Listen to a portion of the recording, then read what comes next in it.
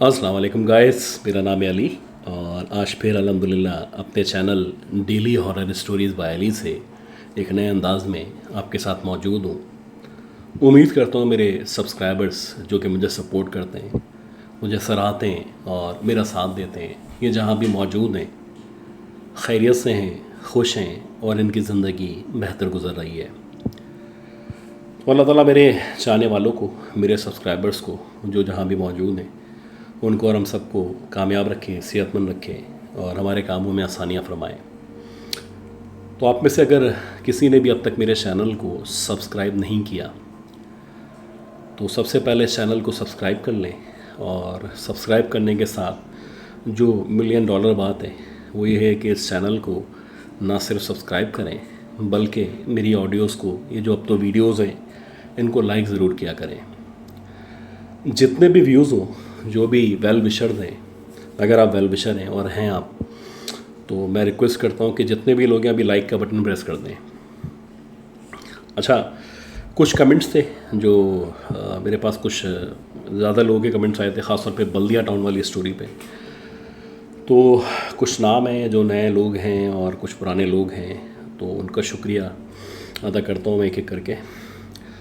जैसे कि miss Naila Bajwa हैं, बहुत शुक्रिया आपका, नॉर्वे से हमारी स्टोरीज़ को सुनती हैं। ज़ुबैर अली साहब हैं, बहुत शुक्रिया, रेगुलर लिसनर हैं।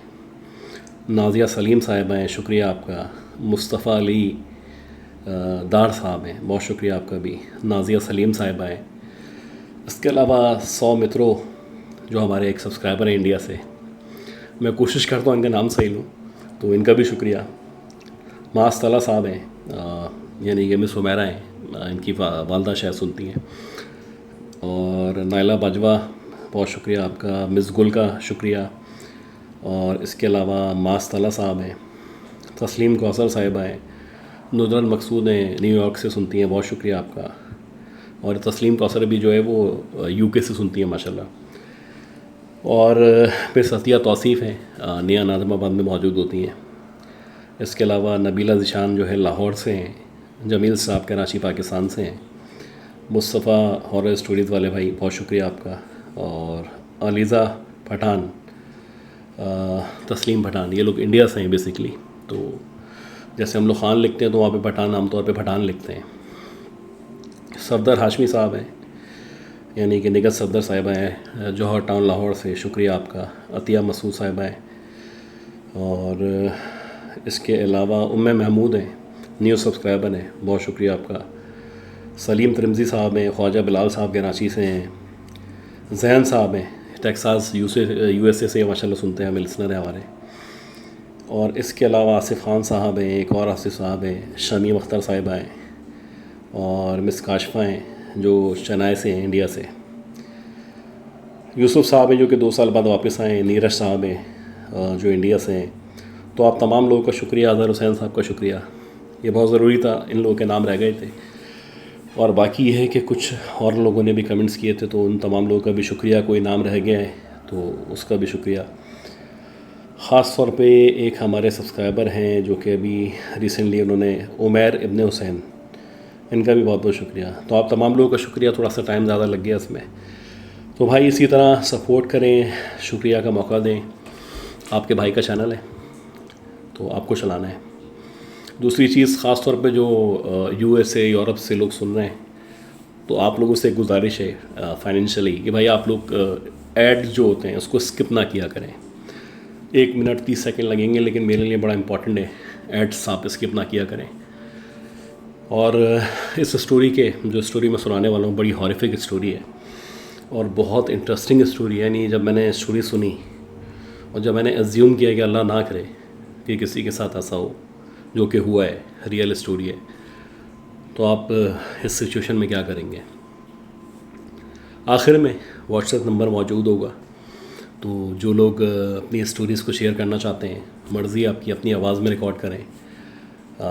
जैसे कि हमारे पास एक सुफियान मुल्ला साहब हैं हिंदुस्तान से, वो स्टोरीज़ भेजते हैं, आज भी स्टोरी भेजी उन्होंने। और चाहे तो आप लिख के भेज दें, जैसे कि उन्होंने लिख के भेजी है, मैं अपनी आवाज़ में उसको बता दूंगा। खैर, बॉटम लाइन ये है कि स्टोरीज़ भेजें, स्टोरीज़ का चैनल है। और आज की ये जो स्टोरी है ये सुफियान मुल्ला साहब की ही स्टोरी है और ये एक सच्चा वाक़या है। ये वाक़या भी कर्नाटक का वाक़या है और कर्नाटक में मैंने एक स्टोरी आपको शेयर की थी रक्शे वाली, जो आपने सुनी होगी उल्टे पैर वाली। ये भी एक रियल स्टोरी थी 1993 की। आज जो स्टोरी सुना रहा हूँ ये भी बड़ी इंटरेस्टिंग और रियल स्टोरी है। ये भी बेलगाम की ही स्टोरी है और कर्नाटक में बेलगाम जिसे कहते हैं, वहाँ से तकरीबन 30 किलोमीटर के फासले पे एक वाटर डैम है जिसे तिलारी या तलारी कहा जाता है। ये बेसिकली उधर की कहानी है और ये जो डैम है ये कुछ इस तरह से बना हुआ है कि जंगलात के बीच में है, ग्रीनरी बहुत है, फिर जंगलात ख़त्म होने के बाद खाई मौजूद है, ठीक है, और एक तरफ पानी है। तो कुछ बड़ा ही इंटरेस्टिंग सा व्यू है। तो अक्सर ऐसा होता है कि लोग घूमने फिरने के लिए वहाँ का रुख करते हैं। तो इसी तरह ये कहानी अब से तकरीबन 20-22 साल पुरानी कहानी है। 4 दोस्त थे और उन लोगों ने डिसाइड किया कि हम लोग जो है इस तालारी जो वाटर डैम है यहाँ पे पिकनिक पे जाएंगे। शहर की एक लाइफ होती है और बिज़ी स्केड्यूल होता है, टफ स्केड्यूल होता है, मशीनी ज़िंदगी होती है। तो अक्सर ऐसा होता है कि जो शहर के लोग हैं वो सुकून के लिए गाँव का, इस तरह के हिल स्टेशंस का, इस तरह के डैम्स का, जंगलात का रुख किया करते हैं। उसका रीज़न ये होता है कि इस शोर शराबे से ज़रा दूर निकलें और कुछ टाइम स्पेंड करें जो कि पुरसुकून हो। तो वैसे ही ये 4 दोस्त थे और इन लोगों ने प्लान बनाया कि हम लोग जुम्मे को निकलेंगे और हफ्ते को वापस आ जाएंगे शाम तक, और अगर पॉसिबल हुआ तो इतवार को आ जाएंगे। हालांकि ये जो डैम है जहाँ पे लोग जाना चाहते थे, तो ये जो डैम है, इस डैम पे अगर आप बात करें तो बहुत ठीक है, बड़ा ज़बरदस्त इसका व्यू है, लेकिन बहुत सुनसान जगह है, बहुत वीरान जगह है और जंगलात के बीच में मौजूद है। तो आम तौर पे गवर्नमेंट की तरफ से रिकमेंड नहीं किया जाता कि कोई वहाँ पे जाए मगरिब के बाद या वहाँ पे रुके रात में। खैर, इन फ्रेंड ने प्लान बनाया और लड़के लपाड़े थे। 2 बाइक्स ली, बाइक ज़रा हैवी बाइक्स थी, अच्छी बाइक्स थी, 150 सीसी थी तकरीबन। क्योंकि जब आप लॉन्ग रूट पे जाते हैं या आपको लंबा ट्रैवल करना होता है तो इम्पॉर्टेंट ये होता है कि आपकी बाइक, ख़ास तौर पे उसके टायर्स बड़े मज़बूत होने चाहिए और इस तरह के होने चाहिए कि पत्थरों पे चलना पड़े, कच्चे पक्के पे चलना पड़े तो ये पंचर या इस तरह की जो परेशानी है वो ना हो।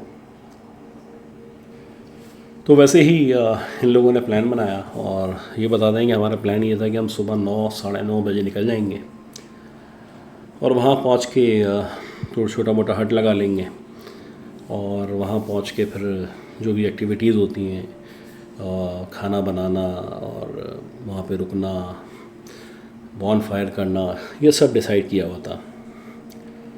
अब ये लोग निकले और वहाँ पहुँचे और जब पहुँचे तो दोपहर हो गई, पहुँचते पहुँचते 2-3 बज गए। अब वहाँ जाके इन्होंने पहले अपना कैंप वगैरह लगाया और कैंप लगाने के बाद सारी चीज़ें वगैरह अपनी सेटल की जो भी जिस तरह रखनी थी। उसके बाद क्योंकि सुबह से निकले हुए थे और भूख लग रही थी तो सबसे पहले उन्होंने कुछ लकड़ियों पे, जो कि डिसाइड करके गए थे कि लकड़ियों पे आग लगा के उस पर खाना वगैरह बनाएंगे। अब ये बताते हैं कि हम लोगों ने वहाँ पे खाना वगैरह बनाया और खाना जब हम बना रहे थे तो उस वक्त हम गाने वगैरह भी, हम स्पीकर वगैरह थे हमारे पास, तो हमने लगा दिए थे। एक माहौल बना हुआ था और बड़ा एंजॉय कर रहे थे इस चीज़ को हम। इसी तरह एंजॉय करते करते आहिस्ता आहिस्ता करके असर के बाद का टाइम हुआ और देखते ही देखते फिर मगरिब जो है, अंधेरा यानी होना शुरू हुआ। अब ये जो असर तक का टाइम था बड़ा पीसफुल टाइम था, बड़ा पुरसुकून टाइम था और कोई परेशानी नहीं थी। लेकिन जैसे ही असर से मगरिब का जो टाइम था, जबकि अंधेरा होना शुरू हो जाता है, तो ये बताते हैं कि कुछ भारीपन सा था जो हमें महसूस हो रहा था। सबके सब लोगों की तबीयतें बोझल थी और ऐसा लग रहा था कि सब को बहुत थकन हो गई है, बहुत टायर्डनेस है और सर भारी सा महसूस हो रहा था। एक अजीब सी कैफियत थी, गर्ज की नींद आ रही थी। हालांकि ये कोई टाइम नहीं था, ठीक है, थक गए थे और एक्टिविटी की थी, सारी बातें अपनी जगह ठीक हैं, लेकिन इस लेवल की थकन नहीं थी कि वो मगरिब यानी 7-8 बजे सोने के लिए लेट जाएं। लेकिन ये जंगल के बीच में मौजूद थे।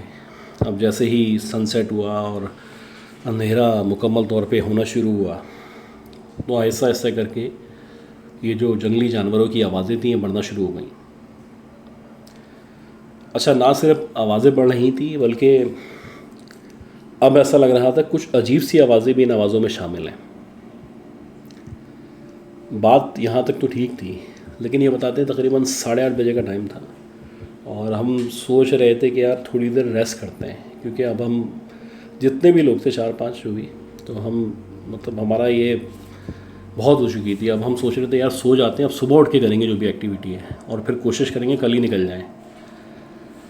तो जैसे ही सारे काम वगैरह करके ये लोग सोने के लिए लेटे, तो ये बताते हैं कि हमें ऐसा महसूस होना शुरू हुआ। पहले मुझे महसूस हुआ, उसके बाद बाकी सबको महसूस हुआ जैसे किसी के रोने की आवाज़ आ रही है। और ये जो रोने की आवाज़ थी ये बड़ी वाज़े आवाज़ थी और क्लियर पता चल रहा था कि कोई सिसकियाँ ले के रो रहा है। अब आवाज़ तो आ रही थी, लेकिन ये नहीं पता था कि भाई कोई औरत रो रही है, कोई मर्द रो रहा है, कोई बच्चा रो रहा है। तो ये इस तरह का सीन था।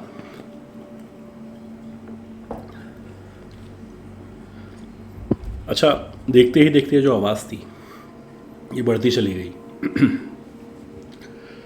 अब ऐसा लगा कि ये जो आवाज़ें बढ़ रही हैं, और ना सिर्फ बढ़ रही है बल्कि अब ऐसा लग रहा है कि जैसे किसी औरत की आवाज़ें, और वो ज़ारों कतार ना रोती चली आ रही है, जैसे उसके साथ कोई जुल्म हो रहा हो, कोई ज़्यादती हो रही हो।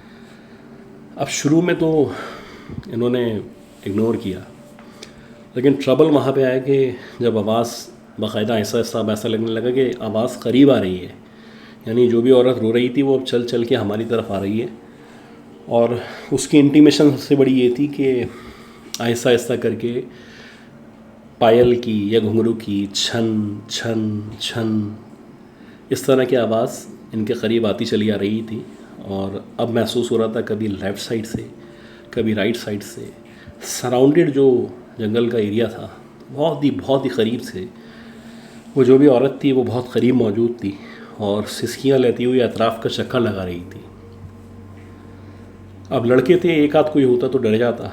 4-5 लड़के थे। इन्होंने बोला हो सकता है यार कोई औरत हो, रास्ता भूल चुकी हो, कोई लड़की हो, गांव की लड़की हो, कोई परेशानी हो। और अच्छी बातों के साथ नेगेटिव बातें भी जहन में थी कि देखें कोई अपॉर्चुनिटी तो नहीं है इस तरह की, जैसे लड़के आमतौर पे सोचते हैं। अच्छा, अब जब इन्होंने इन आवाज़ों को फॉलो किया खुद से, तो वही कन्फ्यूजन, एक तरफ से आना शुरू हो, उस तरफ जाएं तो फिर पीछे से आना शुरू हो जाए। लेकिन फाइनली एक वक्त ऐसा आया कि ये जो आवाज़ थी ये सीधे हाथ पे एक बड़ा सा दरख्तों के बीच में एक टीला नुमा जगह थी, जैसे कि थोड़ा सा एक उबाड़ सा था, छोटी सी एक चट्टान कह सकते हैं वो थी। तो वहाँ से अब मुसलसल आने लगी। यानी ये जो भी था या जो भी थी ये वहाँ पे मौजूद था।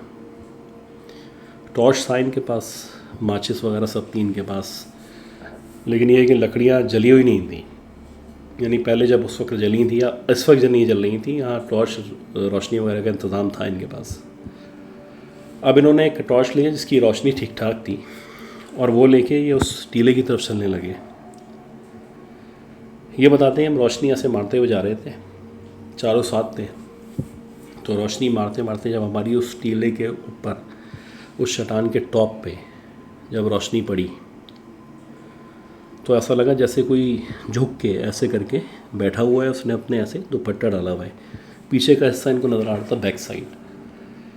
जो भी वहाँ पे बैठा हुआ है कन्फर्म है कि कोई औरत बैठी हुई है और उसने अपना सर यूँ किया हुआ है और मुसलसल जैसे घुटनों के बीच में या घुटनों के ऊपर सर रख के एक रोने की पोजीशन होती है वैसी पोजीशन है।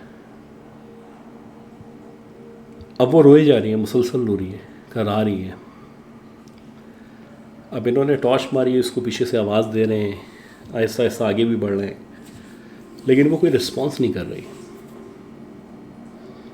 अच्छा, इम्पोर्टेंट बात ये थी कि बात यहाँ पे ख़त्म नहीं हुई।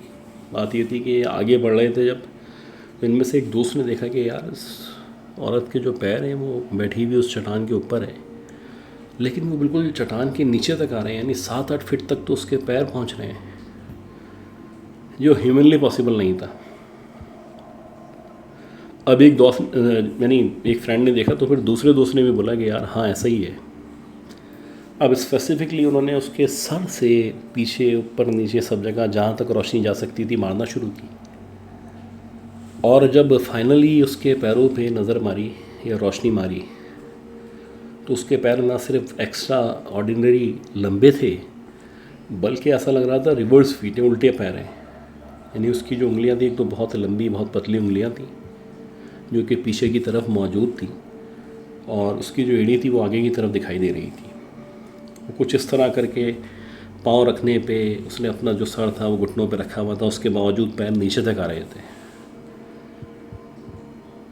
अच्छा, अब इनको अंदाज़ा हुआ कि यार ये मामला इतना नॉर्मल नहीं है जितना हमें लग रहा था। तो इनमें से जो एक चालाक दोस्त था उसने बोला यार अब आगे जाना ठीक नहीं है, जंगल में मौजूद हैं, चारों तरफ दरख्त हैं, एक तरफ खाई है एक तरफ पानी है, ज़्यादा छेड़म छाड़ करेंगे तो जो भी मखलूक है तंग करेगी, और अभी तो ये हमें अपनी तरफ अट्रैक्ट कर रही है, हो सकता है पर ये हमारे पीछे लग जाए, तो वापस मुड़ो।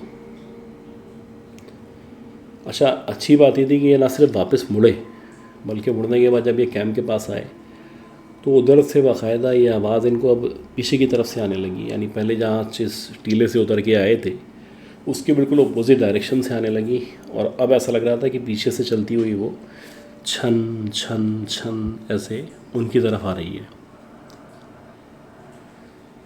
अब एक अजीब सूरत हाल थी, कन्फ्यूजन बढ़ती आ रही थी, लेकिन वो जो चालाक दोस्त था उसने कहा कि भाई फ़ौरन से पेशतर जो लकड़ियाँ मौजूद हैं उन पे तेल वेल डाल के आग लगा दो। अब ये जो इंडिया है ना, हिंदुस्तान या बर सग़ीर या पाकिस्तान है हमारा, तो उसमें सीन ये है कि हमारे जो आबा अजदाद थे, हमारे आबा अजदाद ने तो माइग्रेट किया था इंडिया से, लेकिन मतलब ये पूरी जो सब कॉन्टिनेंट है तो उसमें ये है कि हमारे जो बुज़ुर्ग थे उनको पता था कि रिवर्स फीट, उल्टे पैरों का मतलब होता है चुड़ैल, और उसके बहुत सारी बातें थी। एक मेरे फादर ने भी मुझे बताई थी कि बहुत सारे तरीके होते हैं इनको भगाने के, आग जला के भगा सकते हैं। इसके अलावा एक बड़ी अजीब सी बात है, लेकिन ऐसा भी होता है कि कहा जाता है अपनी शर्ट उतार दें या you put off your clothes, अपने कपड़े उतार दें, तो वो ये भी एक तरीका होता है कि वो चले जाती है। इसके अलावा जो गांव के लोग हैं उनका ये मानना है आयरन रॉड जो होती है, लोहा, उसको मारें, उसकी तरफ करें और बजाय इसके भागें उसकी तरफ जाएं तो उससे भी वो पीछे हट जाती है। और रिलीजियसली तो हम मुसलमान हैं, हम अपने हिसाब से सूरह आयतुल कुर्सी ख़ास तौर पे हमारे लिए ताकत है और पूरा कुरान है। इसी तरह जो दूसरे रिलीजन हैं वो अपने हिसाब से कुछ ना कुछ पढ़ते होंगे। तो इन्होंने सबसे पहले आग लगाई। अब आग लगाई और आग लगाने के बाद बात यहाँ ख़त्म नहीं हुई। आग लगाने पे इतना ज़रूर था कि वो वहाँ नहीं आ रही थी, लेकिन सराउंडेड घूम रही थी, कभी इधर कभी उधर कभी इधर, छन छन छन। अब इन्होंने बोला यार उस्ताद, यहाँ पे रुकना ठीक नहीं है, दिस इज़ वेरी डेंजरस। जो चालाक दोस्त था उसने कहा ये लकड़ियाँ उठाओ, सबके पास दो दो तीन तीन लकड़ियाँ हो, जो बड़ी लकड़ियाँ थी अच्छी खासी, जला के बाइक्स लो और बाइक से बस आगे बढ़ो यहाँ से। तो उन्होंने ऐसे ही किया, बाइक स्टार्ट की, बाइक पे बैठे और उस रास्ते पे, यानी जिस रास्ते से आए थे वहीं से वापस जाना शुरू किया। लकड़ियों में तेल इस कदर डाल दिया था कि वो आग बुझे नहीं, हालांकि बाइक के लोग दौड़ा रहे थे लेकिन आग जल रही थी। अब ये बताता है कि भाई एक हद होती है, हवा लगती रहे। तो इन लकड़ियों में से एक की आग बुझी, फिर दूसरी की बुझी, फिर एक दो और जो रह गई तो इनकी हवा लग के ऐसे ऐसे कम होने लगी। अब ये बताते हैं कि देखते ही देखते हम जब रोड की तरफ आने ही वाले थे कि सारी लकड़ियों की आग बुझ गई, और बुझने के बाद अब बाकायदा हमें ऐसा लग रहा है कि कोई हमारे साथ हवा में उड़ता हुआ आ रहा है। यानी जैसे जितनी स्पीड से हम बाइक चला रहे हैं उतनी स्पीड से कोई कभी लेफ़्ट कभी राइट कोई हवा में है जो मुसलसल हमें फॉलो कर रहा है। अब ऐसा ही था कि इनमें से एक दोस्त ने जो ड्राइव नहीं कर रहा था या जो राइड नहीं कर रहा था, उसने जब लेफ़्ट साइड पे देखा, उसने देखा कि एक बहुत ही भयानक शक्ल की औरत जिसका चेहरा तकरीबन जला हुआ है, आंखें बिल्कुल ऐसा लग रहा है कि दहक रही हैं, अंगारे निकल रहे हैं आँखों से। और वो जितनी स्पीड से बाइक चल रही थी, यानी 70-80 किलोमीटर, उसी स्पीड से वो उड़ती हुई इनके साथ साथ चल रही है। उसके पाँव हवा में मौजूद हैं, यानी ज़मीन से नहीं टिके हुए, और वो बाकायदा उड़ती हुई इनके साथ साथ जा रही है। अब जो भी इनका अपना रिलीजियसली जो कुछ कर सकते थे, इन्होंने रिसाइट करना शुरू किया। और जब तक कि ये मेन रोड के ऊपर नहीं आ गए, तब तक उसने उसको फॉलो किया, इन सब लोगों को। जैसे ये यहाँ से निकले, मेन रोड पे आए, तो ज़रा सुकून का सांस हुआ, और वहाँ से फिर ये आगे निकले। ये बता देंगे भाई जैसे तैसे करके हम वहाँ से निकल आए। और जब हम अब ये जो शहर है, जैसे कि मैंने पहले ये बताया था कि भाई hill station, greenery, this and that, सुनसान वीरान हो जाता है रात में, ख़ास तौर पे सर्दियों में ख़ास तौर पे। तो खैर रोड पे आ गए, घर पहुँचे जैसे तैसे, सारे के सारे बीमार हो गए। किसी को 103 बुखार, किसी को 104 बुखार। ट्रीटमेंट की, मेडिकली भी इलाज किया, रूहानी तौर पे भी इलाज किया गया। फिर कहीं जाके इनकी हालत बेहतर हुई। तो इंडिया में बहुत सारी इस तरह की जगह मौजूद हैं, जैसे कि तिलारी वाटर डैम था। कर्नाटक में ही बहुत सारे एरियाज़ हैं, जैसे मैंने आपको रक्शे वाली स्टोरी शेयर की थी। तो एज्यूम करेंगे किसी रक्शे में आप सफ़र कर रहे हो, या आप गाड़ी चला रहे हो, रक्शा चला रहे हो, और आपके पीछे जो पैसेंजर्स बैठे हैं उनके रिवर्स फीट हो। तो गाइस, उम्मीद करता हूँ स्टोरीज़ स्टाइल पसंद आ रहा होगा आपको। स्टोरीज़ मैं चाहता हूँ कि आपके दिल में उतर जाएं और आपको पसंद आए। बेहतरी की गुंजाइश हमेशा मौजूद है। पॉजिटिव जो भी फीडबैक है, कमेंट्स हैं, यू आर वेलकम। और नंबर मेरा यहाँ पे मौजूद है। अपनी स्टोरीज़ को जैसे शेयर करना चाहें शेयर कर सकते हैं। सपोर्ट करते रहें भाई को, और पूरी कोशिश है कि रेगुलर आऊँ, इंशाल्लाह रेगुलर कुछ ना कुछ आपके लिए लेके आऊँ। और अपना ख्याल रखिएगा, दुआ में याद रखिएगा। अल्लाह ताला मुझे, यानी सैयद उमैर अली को, मेरी फैमिली को, मेरे सब्सक्राइबर्स को, मेरी इस यूट्यूब फैमिली को, हम सबको सेहत दे, ज़िंदगी दे, और हमारे तमाम कामों में आसानियाँ फरमाए। अगली स्टोरी तक के लिए, अगली अपलोड तक के लिए अपना ख्याल रखिएगा। अल्लाह हाफ़िज़।